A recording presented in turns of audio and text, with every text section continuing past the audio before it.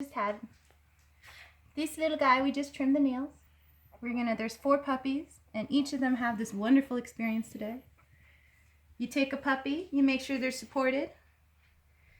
You kind of play with them a little and let them know that you can touch them. I always like to touch their paws a little, like this. Get them prepped, spread their paws out. These ones are really young, so even if I don't cut, I'm not terribly worried about it. The idea is just more that the puppy is desensitized.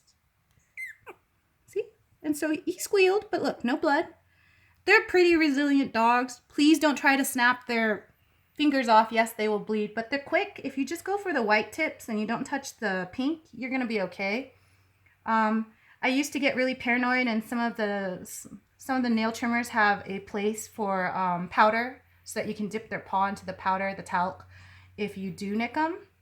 The bleeding does stop on its own. Cornstarch works. Anything like that works too if you get them to bleed. The idea is you just, go kind of nonchalant about them. When they're really young, you get them used to the idea that you're just going to hold them and do something to their paws, to their nails. It's really not a big deal.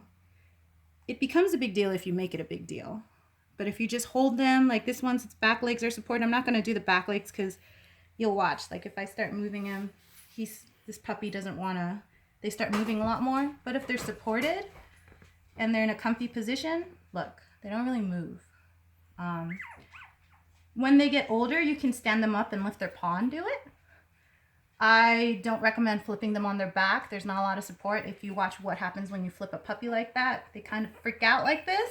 So imagine that. Main thing about it is you desensitize them. You touch their paws. Well, you should be touching like their ears and everything. You never want to have them go to the vet and freak out.